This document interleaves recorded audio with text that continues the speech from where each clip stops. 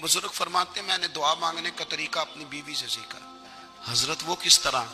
फरमाने लगे मेरी बीवी ने ना मुझे कोई काम बताया, कुछ पैसों की जरूरत के लिए कहा, तो मैंने उसे कहा कि भाई अभी मेरे पास नहीं है, कुछ दिनों में आते हैं तो मैं दे दूंगा। औरतों की आदत होती है, वो बार बार याद कराती हैं। 2-4 दिनों के बाद फिर उसने कहा हजरत वो मैंने कहा था कुछ पैसे, मैंने उसे कहा कि अभी मेरे पास नहीं है, कुछ दिनों में मिलते हैं तो मैं तुम्हें दे दूंगा।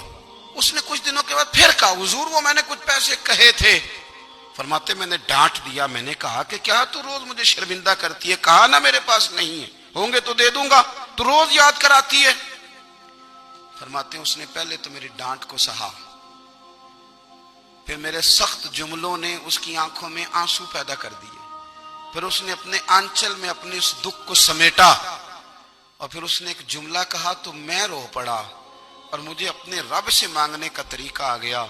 मुझे कहने लगी हजरत जी आपने डांट दिया, मैंने सह लिया, पर आप ही मेरे शौहर हैं, बताएं ना, आपसे न कहूं तो मैं किससे जाके कहूं।